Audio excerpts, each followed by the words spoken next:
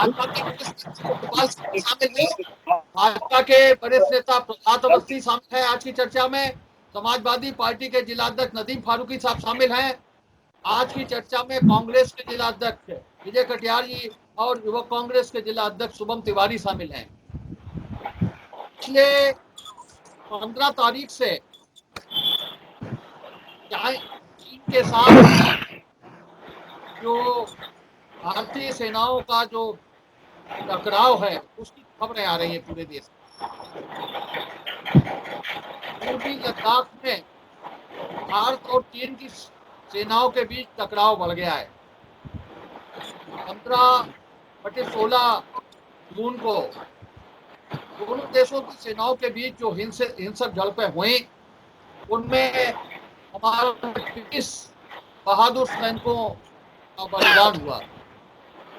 बताते हैं कि पिछले 5 दशकों में दोनों देशों की सेनाओं के बीच में ऐसी भीषण टकराव की स्थिति नहीं आई, लेकिन पूरा देश प्रधानमंत्री के साथ खड़ा है। आज कई राजनीतिक दलों के जो राष्ट्रीय नेता हैं, राष्ट्रीय अध्यक्ष हैं, उन्होंने प्रधानमंत्री के साथ वर्चुअल बैठक की है और प्रधानमंत्री जी द्वारा जो नेतृत्व किया जा रहा है, जो राह दिखाई जा रही है, उस पर भरोसा व्यक्त किया है। निश्चित रूप में जब ऐसी परिस्थितियां आती हैं तो पूरे देश में राष्ट्रीयता का उबाल होता है। हम लोग देख रहे हैं कि पूरे जिले में लोग जगह जगह से तिरंगा लेकर के निकल रहे हैं। चीनी सामान के बहिष्कार की अपील हो रही है, लोग चीनी सामान की होली जला रहे हैं और स्वदेशी सामानों को उनके प्रयोग करने की अपील की जा रही है। फर्रुखाबाद में तमाम पूर्व सैनिक हैं जिन्होंने सन 62 की चीन की लड़ाई में सहभागिता की है और आज की स्थितियां निश्चित रूप से सबसे बहुत अच्छी हैं। तो इन सारे हालातों में जो देश में माहौल बनता है उससे भी हमारे जो सीमा पर तैनात बहादुर सैनिक हैं उनका मनोबल बढ़ता है। सतपाल जी, जो राह दिखा रहे हैं प्रधानमंत्री जी, उस पर आज अधिकांश दलों ने अपनी सहमति व्यक्त की है। हालांकि कांग्रेस ने कुछ सवाल भी उठाए हैं। कांग्रेस अध्यक्ष सोनिया गांधी ने कहा है कि ये सारी घटनाएं होती रही और कोई पूर्व सूचनाएं नहीं रही, कोई सैटेलाइट फोटो नहीं रहे उपलब्ध हुए, तो इसमें कहीं ना कहीं खुफिया की विफलता है। ये कांग्रेस अध्यक्ष सोनिया गांधी ने अपने भाषण में ये बात कही है। क्या जो देश का माहौल है, जो जिलों का माहौल है, फर्रुखाबाद का माहौल है, वो निश्चित रूप से हमारे बहादुर सैनिकों का मनोबल ऊंचा कर रहा है। इस समय यही जरूरत की चीज है कि हम सब मिलकर के एकता का परिचय दें और जो प्रधानमंत्री जी कह रहे हैं, प्रधानमंत्री जो फैसले ले रहे हैं, उनके साथ सहभागिता करते हुए मजबूती का कदम उठाएं। इस समय क्या स्थिति सतपाली बन रही है और ऐसे में प्रधानमंत्री जी के साथ जो एकता का परिचय लोगों ने दिया है वो एक अच्छा संकेत लगता है। देखिए शेखर जी, ये एक बात तो बिल्कुल साफ है कि चीन के लोग विश्वासी नहीं हैं और इसका देश के साथ ये इतिहास भी रहा है कि शुरुआती दौर में भी बहुत हमारे पहले प्रधानमंत्री अटल बिहारी पंडित जवाहरलाल नेहरू रहे हैं, उन्होंने कोशिश किया, हिंदू चीनी भाई भाई इसके नारे भी लगाए और यहाँ तक उन्होंने एक प्रयास किया कि संयुक्त राष्ट्र संघ में उन्हें लगा कि ये चीन उस समय भी बदमाशी कर रहा था, तो उन्हें लगा कि ये बदमाशी शायद स्काई चेन वो चीन का जो हिस्सा है उस पर कब्जा कर लिया था, तो उन्हें लगा कि शायद ये रोज की घटनाएं कुछ कम हो जाएं, इसलिए उन्होंने संयुक्त राष्ट्र संघ में उस समय भी चीन का समर्थन किया, इसलिए कि संयुक्त राष्ट्र संघ में जब ये आ जाएगा तो शायद हो सकता है कि ये छिछोरापन करता है नहीं करे। उनके मन में भावना नहीं रही होगी कि इसको हम करने के बाद बात को हमको ही खा जाएगा। लेकिन उसके बाद भी जब वो संयुक्त राष्ट्र संघ में उसका समर्थन भारत ने किया, भारत के समर्थन की उसको उस समय जरूरत थी, और पंडित जवाहरलाल नेहरू हम विश्व के राजनीति में एक मैसेज देना चाहते हैं कि हम लड़ना नहीं चाहते हैं, हमारा जो दृष्टिकोण है सबको शांति से सारे लोग रहें, एक उस समय का टारगेट रहा होगा। लेकिन उसने उस समय विश्वास किया, ये सब काम करने के बाद तत्काल उसने 1962 में इस देश पर हमला कर दिया। उसे लगा कि भारत हमारा जो है इस लायक नहीं है, इसलिए कुछ हिस्से में कब्जा किया, दुनिया के लोगों से समझौते के बाद पास रह गया, कुछ हमारे पास, कुछ हमने अपना छुड़ा भी किया। ये दौर एक चला पूरा, लेकिन काफी अंतराल ऐसा हुआ, जैसे ही भारत अपना देश होता गया, उसके बाद जवाहरलाल नेहरू को बड़ा शाक लगा, और हम सब जानते हैं कि थोड़े दिनों के बाद उनकी मृत्यु हो गई आगे चलकर, साल 2 साल में उनको ऐसा शाक लगा।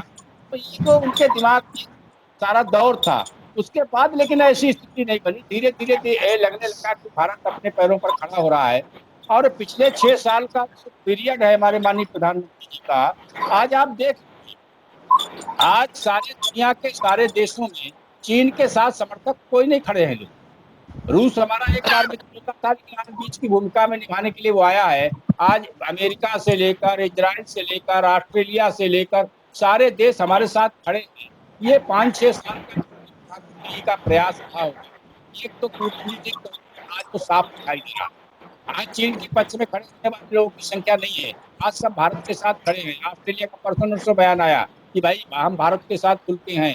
इजराइल का बहुत पहले बयान कई चीजों में आ चुका है। अमेरिका का ट्रंप का बहुत पहले बयान आ चुका है कि आज जो जरूर कह रहे हैं कि दोनों देशों में शांति होनी चाहिए, लेकिन बहुत पहले बयान आ चुका है कि हम चाइना के मामले में भारत के साथ हैं। तो ये सारी चीजें कूटनीतिक तौर पर रही होंगी। आज विजय पटियाल जी, खराब हुई है, कांग्रेस अध्यक्ष ने तो लेकर कांग्रेस तो नेता ने आज सवाल उठाए हैं। जो देश जो 15/16 जून की रात को जो घटना हुई है, जिसमें हमारे 30 जवान शहीद हुए हैं, उस पर कांग्रेस अध्यक्ष ने कुछ सवाल उठाए हैं। ऐसे में जब पूरा देश एक साथ खड़ा है, तब इन सवालों का क्या मतलब हो सकता है, और क्या वास्तव में कोई खामी है?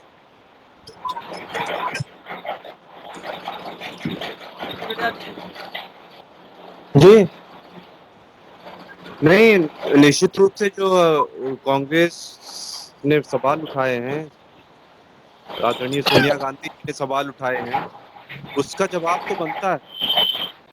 ये राहुल गांधी जी ने जो कहा है, और देश की जनता भी ये जानना चाहती है कि हमारे सैनिक चीन के सैनिकों के पास खाली हाथ कैसे पहुंच गए। ये जांच का विषय है। क्यों ये प्रक्रिया चल रही थी, बगैर बताए चल रही थी, क्या वजह थी, किस तरीके से वहां पहुंचना हुआ है, या सरकार की मंशा के अनुरूप चल रही थी, क्या वजह थी, इसकी जांच तो होनी चाहिए। लेकिन कहीं ना कहीं कांग्रेस पार्टी भी ये कह रही है, और कांग्रेस पार्टी ये मानती है कि ये देश हित का मामला है, और हम इस मामले में पूरे देश के साथ में हैं। कहीं ना कहीं हम लोगों ने भी सैनिकों को श्रद्धांजलि अर्पित की है, बड़े स्तर पर कार्यक्रम किए हैं, और हम जो है देश के साथ में हैं। लेकिन कहीं जो सवाल पूछे जा रहे हैं वो भी जुनूनी है, उसका जवाब मिलना चाहिए निश्चित रूप से। जवाब दिया जा चुका ना इसका। शुभम तिवारी, जी, देखिए, बोलिए। जैसा जैसा कि हमारे भाजपा के साथी कह रहे हैं, मैं उनकी बात से बिल्कुल सहमत हूं, और उनकी बात अपनी कहीं ना कहीं उन्होंने जो एक 62 के दौर को सही से विश्लेषण करते हुए बात रखी है। लेकिन इसी के साथ जो आप सवाल उठाए हैं, वो सवाल सिर्फ इसलिए नहीं है कि हम देश को कहीं पर बदनाम करने का प्रयास कर रहे हैं। हम उसी देश हित के साथ अपनी बात को जोड़ते हुए रखना चाह रहे हैं कि अब आज भी देखिए, जब मोदी जी ने वहां पर सब जगह बैठक बुलाई, तो हम शहर करते हुए क्योंकि देश सर्वोपरि है, और देश हित में जहां पर हमारी जरूरत पड़ेगी, हम तन मन धन से हर तरीके से खड़े हैं, इसी भावना के साथ। लेकिन एक छोटी सी बात है, आखिर जो गलतियां प्रारंभिक हो चुकी हैं, वो गलतियां ना हो। जैसे चाहे पुलवामा हमला रहा हो, या वर्तमान में जो चीन की व्यवस्थाएं हैं, ये कहीं ना कहीं हम लोग के देश के एक एक सैनिक का हमारे देश में बड़ा सम्मान है और बड़ी जरूरत है। एक सैनिक का भी लॉस हमारे देश के प्राणों के ऊपर सबसे बड़ा एक सवाल बन जाता है। तो ये केवल छोटी सी बात है कि आखिर जो है खुफिया तंत्र है, तो खुफिया तंत्र की वजह से कोई समस्या आ रही है, उसका भी जो है एक सवाल उठाना लाजमी होता है। लेकिन इस सवाल को इस नजरिए से नहीं देखना चाहिए कि हम साहब सरकार के विरोधी हैं या ऐसी परिस्थितियों में तकलीफ पैदा करना चाहते हैं, देश के लिए बिल्कुल नहीं। हम आपके साथ हर तरीके से भावनात्मक रूप से, ताकत के रूप में आपके साथ खड़े हैं, लेकिन जो समस्याएं हैं उनका समाधान होना चाहिए और नहीं चाहते कि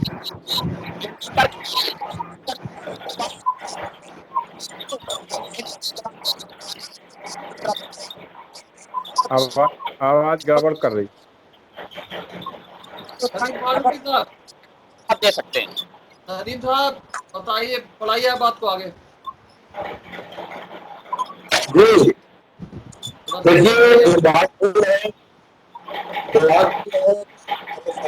भी हो रही है।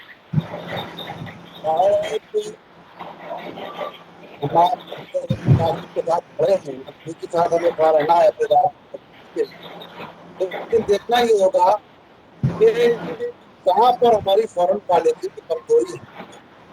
निश्चित ही कहीं तो हमारी कुछ कमजोरी है जो अभी तक ये स्थितियां नहीं रही, इसके विपरीत स्थितियां चल रही है। सराउंडिंग में जो भी कंट्रीज है उनसे रिलेशन तो बहुत हमारे अच्छे नहीं रह पा रहा है। नेपाल हमको बोले, नेपाल से हमारा बात चल रहा है, पाकिस्तान से हमारा परमानेंट विवाद है, श्रीलंका से भी हमारे मधुर संबंध नहीं है, बांग्लादेश हमने ही बनवाया है तो हमारे मामला ठीक नहीं है, अब चीन से भी ये स्थितियां पैदा हो रही है। तो निश्चित तौर पर हम राष्ट्रीय स्तर पर और अंतर्राष्ट्रीय स्तर पर ये हमारी कमजोरी झलक रही है। निश्चित ये सरकार का कई पर शिकायत में कमी है, दृढ़ इच्छा शक्ति में सरकार की कमी है, पर मंथन करना चाहिए। इस इशू पर सब राजनीतिक दल और देश की जनता प्रधानमंत्री के साथ है, लेकिन चीन की वसीला हो रहा है कि हमारी कमजोरी दर्शा रहा है। निश्चित ही इनको ऐसे समय पर समस्त राजनीतिक दलों को विश्वास में लेकर एक राष्ट्र की आगे बढ़ना चाहिए, ऐसी पहल इसको करनी चाहिए। लेकिन अभी तक ऐसी भी कोई पहल सामने नहीं आई है। जैसा कि कहा कि कांग्रेस के राष्ट्रीय अध्यक्ष ने कुछ बातें रखी, उनका भी उत्तर नहीं मिला है। लगातार अगर इस तरीके की घटनाएं होंगी बॉर्डर पर तो हमारा मनोबल कमजोर होगा और हम निश्चित कमजोर होते चले जाएंगे, और ये कमजोरी फिर प्रधानमंत्री जी की होगी और भारतीय जनता पार्टी जब संबंधित है तो उनकी भी कमजोरी कौन सी चीज है। तो इसलिए इस राष्ट्र हित में वो सब राजनीतिक दलों को इकट्ठा करके इस पर मंथन करें और मजबूती से आगे बढ़ने का। प्रभात अवस्थी जी, देखिए, नदीम भाई ने जो बात कही है कि प्रधानमंत्री जी की कमजोरी होगी, हमारे देश की कमजोरी होगी, ना तो हमारा देश कमजोर है और ना ही हमारे प्रधानमंत्री कमजोर हैं। भारत जो है अंतर्राष्ट्रीय संधियों के अनुसार, अंतर्राष्ट्रीय नियमों से बंधा हुआ है, जिम्मेदार देश है। और अगर उन जिम्मेदार देश उन जिम्मेदारियों को छोड़ करके कुछ भितरघात करते हैं, धोखा देते हैं, तो उस धोखे में कुछ न कुछ नुकसान होता है। लेकिन बहादुर जवानों ने भी उसका मुंहतोड़ जवाब दिया है और उस जवाब से इतना तिलमिलाया हुआ चीन है कि आज उसके ना उगलते बन रहा है ना निगलते बन रहा है। नरेंद्र मोदी जी के नेतृत्व में आज पूरा विश्व का समुदाय, विश्व के सारे देश चीन के विरोध में खड़े हैं और भारत की सेना, भारत का 135 करोड़ का जन समुदाय उस चीन के विरोध में आज उसके दिलों में जो भावना है वह दिखाई पड़ने लगी है।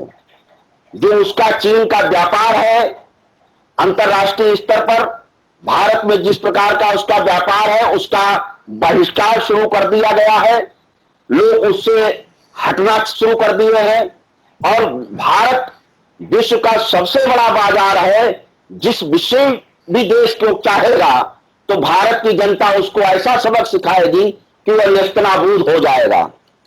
देश में जो अर्थव्यवस्था है, चीन सबसे बड़ी अर्थव्यवस्था है, लेकिन अगर चीन की अर्थव्यवस्था टूट जाएगी तो वह बिखर जाएगा और ये चीन जो अपना एक दादागिरी दिखाता है पूरे विश्व में, वह टुकड़ों टुकड़ों में बटा हुआ बिखरा दिखाई देगा।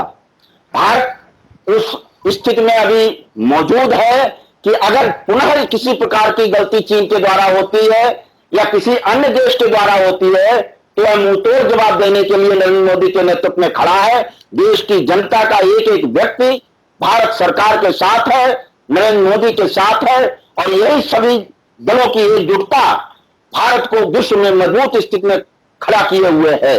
हम तो चाहते हैं कि जो भी विषय आए उसमें हम बाद में बात करें, उनका सही जवाब दिया जाएगा, सही जगह पर बात की जाए, वो ठीक रहेगा।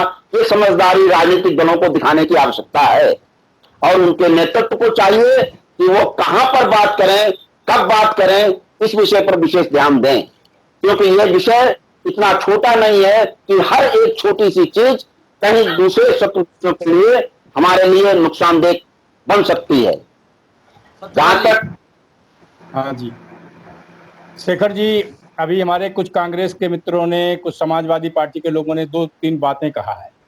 मुझे लग रहा है कि या तो इन लोगों ने इस देश का, चाइना का और इस देश का बीच का इतिहास को ठीक से पढ़ा नहीं है, समझा नहीं है कि वो नियत्ते सैनिक कैसे गए, फलाने कैसे गए।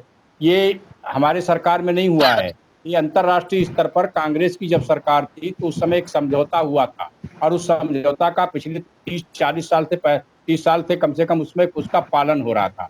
पालन ये है कि हथियार लेके सब सैनिक जाते हैं, लेकिन जब वार्ता होती है तो कोई हथियार लेके न चाइना के सैनिक आते हैं न इधर के जाते हैं।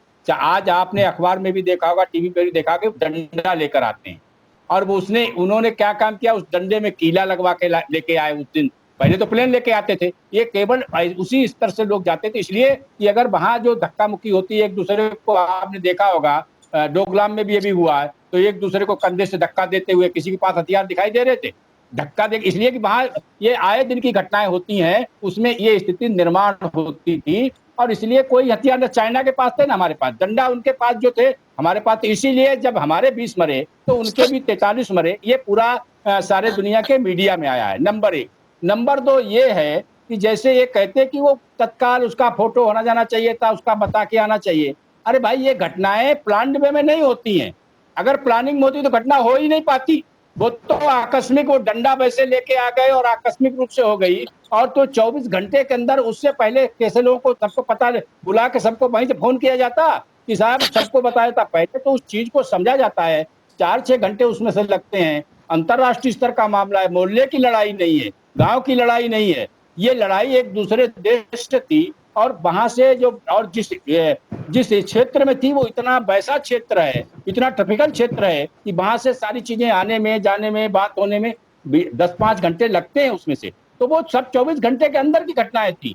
और उसमें से जिनको जानकारी होनी चाहिए तो जब तक नॉर्मल पोजीशन नहीं होती तो देश के साथ कुछ भी एक प्रधानमंत्री अपने मुंह से नहीं बोल सकता। और इसके बाद एक चीज जो है अंतरराष्ट्रीय स्तर पर, और जो चाइना ने आज ये किया है उसके पीछे कारण है, ये 1962 का भारत नहीं है। और हमारे पंडित जवाहरलाल नेहरू उनको समर्थन देते रहे, उनको बात करते रहे, लेकिन उसने हमारे ऊपर हमला इसलिए कर दिया कि हम कमजोर थे। आज उसको एक बात समझ में आ रही कि भारत मजबूत हो रहा है और जहां उनके अड्डे जिस तरफ बन रहे हैं हमारे भी वहां बन रहे हैं, हमारा काम हो रहा है। और अंतरराष्ट्रीय स्तर पर कोरोना के बाद चीन अकेला पड़ गया है। अभी उसने कहा था G7 में भारत को शामिल नहीं करना चाहिए, अभी वो कह रहा था भारत को शामिल अमेरिका के साथ नहीं होना चाहिए। आज सारी दुनिया हमारे साथ खड़ी है, इजराइल बिना समर्थन देने के लिए तैयार है। तो उसको ये लग रहा है लड़ाई नहीं लड़ सकता। अगर मुझे कमजोर मानता तो डंडे से हमला नहीं करता, जैसे 1962 में उसने सबसे पहले हमला कर दिया, आज भारत पर करता। ये हमारे नेतृत्व का ताकत को प्रदर्शित करता है। और सारी दुनिया में समर्थन आज अकेला पड़ा, उसके साथ कोई नहीं है, सारी दुनिया का एक देश नहीं है। और जहाँ नेपाल की बात है, वो कम्युनिस्टों की सरकार की बात है नेपाल की, तो ये अभी तक हमारे साथ था। आज वो कांग्रेस, आज वो चाइना की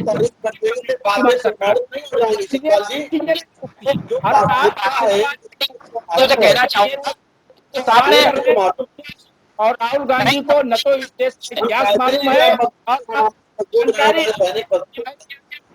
आप सारा मीडिया के चैनल देखिए, अखबार पढ़िए और उसके बाद बताइए कि क्या कैसे हुआ है। आप कह रहे हथियार लेके नहीं गए, आप कह रहे कि वो जो है 24 उसका फोटोग्राफी नहीं हुई, फिर प्लान की क्या है फोटोग्राफी करा के हमला करने के लिए? ये सब चीजें नहीं करना चाहिए। सब मेरी बात सुनिए, आपने जो बात कही है मैं आपसे निवेदन करूंगा अपनी बात को संशोधित करिए। कांग्रेस की तरफ से ये बयान नहीं आया कि हथियारों की बात ये कहा गया, सुनिए एक्चुअली मैंने आपकी बात धैर्यपूर्वक सुनी, मैंने आपकी बात धैर्यपूर्वक सुनिए, ये कहा को कांग्रेस को अपनी संधियों के बारे में भी जानकारी है, संधियों को नियमावली होती है उसकी भी जानकारी है। जो बात आप आज देश को गुमराह करने कह रहे हैं वो गलत है। कांग्रेस ने कहा क्या ये कहा, सुनिए तो आप कहा सुनिए, कांग्रेस ने ये कहा हुआ यार हमारे मर रहे थे मार रहे थे तब उसकी फोटो खींच के देते आप। अरे नहीं देना चाहे कांग्रेस पता नहीं है ना, कांग्रेस के समय में समझौता हुआ था, उन्हें ये भी पता नहीं कि कांग्रेस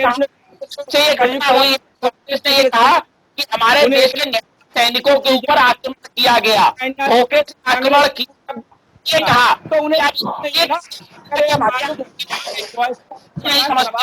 खूब समझ। 1962 का भारत नहीं है, आज का नेता कांग्रेस में नहीं है, तो भाजपा के में हुई उनकी जिम्मेदारी ले हम मानते हैं। हमारे सैनिक प्रधानमंत्री का बयान मारते मारते मरे हैं, ऐसे नहीं मर गए बांध के, उन्होंने हमारे बीच मारे हैं। जो आज कर रहे हैं लेकिन जो लगा हमारी, लेकिन जो आप इस देश का इतिहास बताइए, इस देश का बताइए। चलिए आप बता एक आप खत्म होता है, समय खत्म हो ऐसा नहीं है है। इस लड़ाई में हमारा, लेकिन इस तरीके से कांग्रेस के नेतृत्व की जो संकट है, उस संकट के कारण समय पर देश को बड़ा विषम स्थितियों का सामना करना पड़ता है।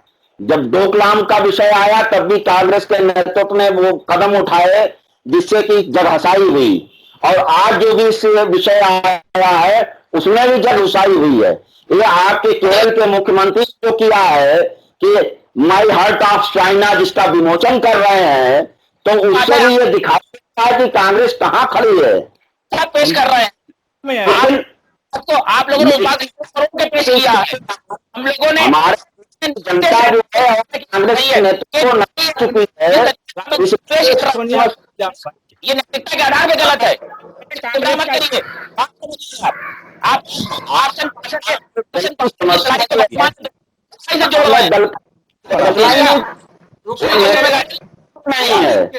शुभम जी नदीम फारूकी साहब बोलिए, समय समाप्त हो रहा है। जी मैं ये कह रहा हूँ, केवल हमारे भारतीय जनता पार्टी के सम्मानित नेता इस डिबेट में केवल अपनी वाहवाही और तारीफ करने से कोई इनकी बात प्रमाणित नहीं हो जाएगी। जो कुछ घटित हो रहा है वो पूरा देश देख रहा है। मैं चाहता हूँ कि हमारे सैनिक बहुत मजबूती के साथ लड़े, हमारी सरकार मजबूती के साथ मुकाबला करे, जिसमें कोई शंका नहीं है। पूरा राजनीतिक दल, पूरा देश, पूरी जनता साथ है, इस इश्यू पर प्रधानमंत्री के साथ है, सरकार के साथ है। लेकिन ये जो सामने आ रहे हैं परिणाम वो तो चिंताजनक है और अफसोसजनक है, दुर्भाग्यपूर्ण है। इस पर भी आप इसको स्वीकार करना चाहिए कि आखिर कहाँ कमी रह गई आपकी सरकार की, प्रधानमंत्री की। निश्चित तौर पर फॉरेन पॉलिसी में कमी है, रक्षा विभाग में कुछ न कुछ कमी है। इस कमी को तो आपको स्वीकार करना ही पड़ेगा। हम और बेहतर तरीके से मजबूत होकर लड़ते। हम ये कह रहे हैं कि हम सब बहुत मजबूत है, बहुत बड़ा हम ताकत बन चुके हैं, लेकिन अब 40 साल में नकारात्मक परिणाम आ रहे हैं वो जारी नहीं कहते हैं भाई। नकारात्मक परिणाम आ रहे हैं। मैदान में शहादत होती भी है, दूसरी तपस्या में भी होती है, और ये दुर्भाग्यपूर्ण पहलू है कि दूसरे देश ने समय से विश्वासघात किया और उस विश्वासघात का उसको परिणाम भी मिला। इसमें कहीं विजय कटियार जी 1 मिनट करिए आप। देखिए, देश हित का मामला है। हाँ बिल्कुल, देश हित का मामला है, लेकिन मुझे बड़ा कष्ट इस बात का हो रहा है कि भारतीय जनता पार्टी के लोग अपनी बात को कह रहे हैं। मैं इनसे एक ही प्रश्न पूछना चाहता हूं कि आप ये बताइए कि आपके कितने सैनिक लापता हैं। आप स्पष्ट करिए ना देश के सामने। आप कहते हो एको सैनिक लापता नहीं, सैनिक छोड़े जाते हैं चीन की तरफ से, कैसे नहीं? आप स्थिति स्पष्ट करिए। उनका अधिकृत बयान प्रधानमंत्री का और रक्षा मंत्री का, सेना का अधिकृत बयान आ गया 20, और फिर भी आप सवाल उठा रहे हो कितने गायब हैं। ये आपको कहां से पता है गायब हैं भाई? जब अधिकृत बयान एक आ गया, सेना का आ गया, रक्षा मंत्री का आ गया, प्रधानमंत्री का आ गया, इसके बाद क्या चाइना का बयान लेना चाहते हैं आप क्या?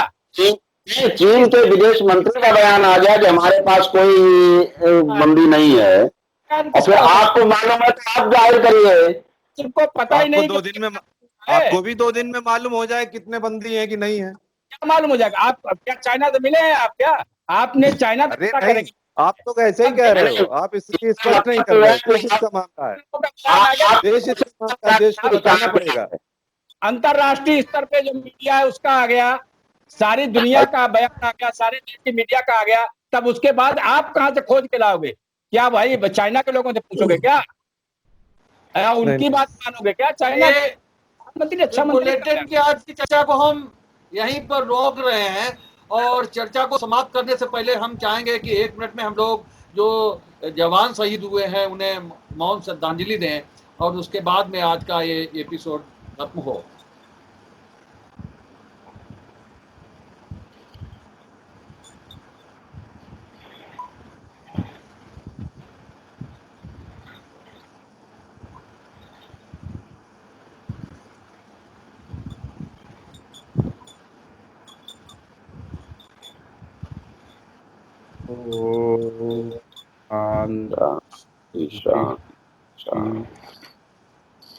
नमस्कार।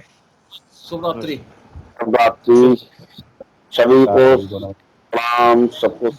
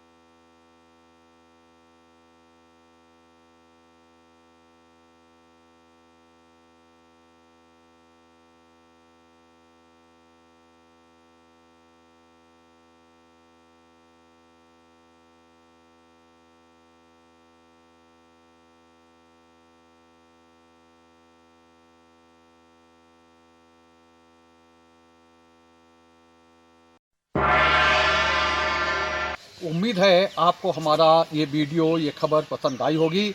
आप इसे लाइक करिए, अपने दोस्तों के साथ शेयर करिए और हमारे चैनल को सब्सक्राइब करिए। साथ ही पास में बना घंटी वाला आइकन जरूर दबा दीजिए ताकि आप हमारी नई नई खबरों से निरंतर अपडेट होते रहें। यही निवेदन आपसे है।